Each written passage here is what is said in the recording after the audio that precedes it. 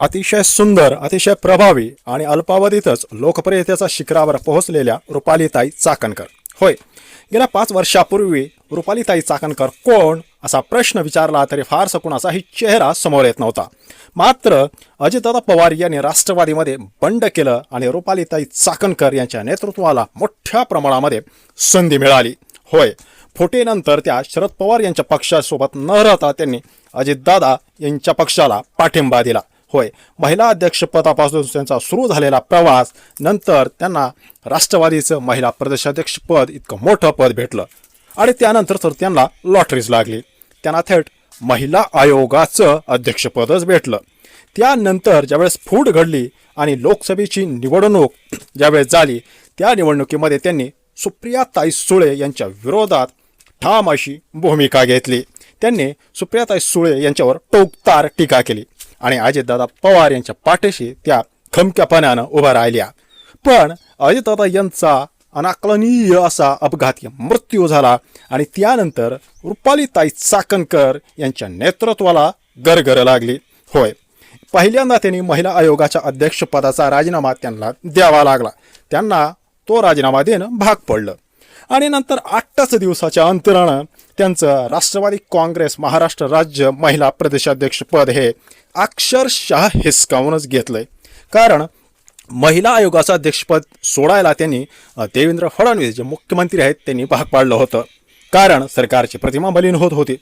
पण राष्ट्रवादी महिला अध्यक्षपद सोडायला त्या काही तयार नव्हत्या. मात्र पक्षामध्ये काहीतरी गडबड होतीये.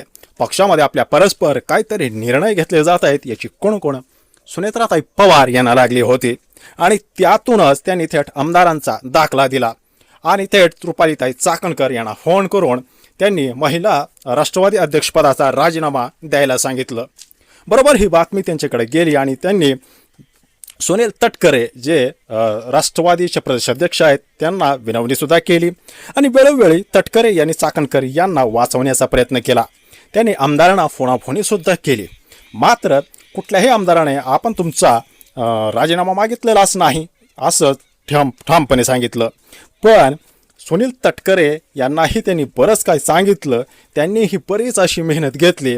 पण पक्षाचा बॉस आपणच हे सुनेत्राताई पवार यांना सिद्ध करायचं होतं आणि त्यातूनच त्यांनी थेट रुपालीताई चाकणकर यांना राजीनामा द्यायला भाग पाडलं. त्यांनी प्रफुल्ल पटेल यांचंही ऐकलं नाही.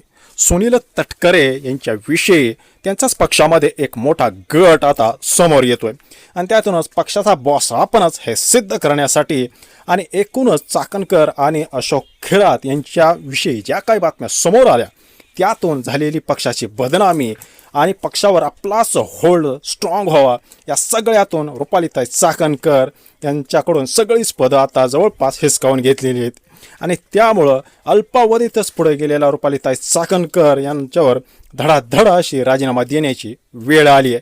त्यामुळं आता भविष्यात त्यांना नेमकं कुठलं पद मिळतं की नाही हे पाहावं लागेल. या सर्व विश्लेषणावर तुम्हाला काय वाटतं कमेंट नक्की करा. धन्यवाद.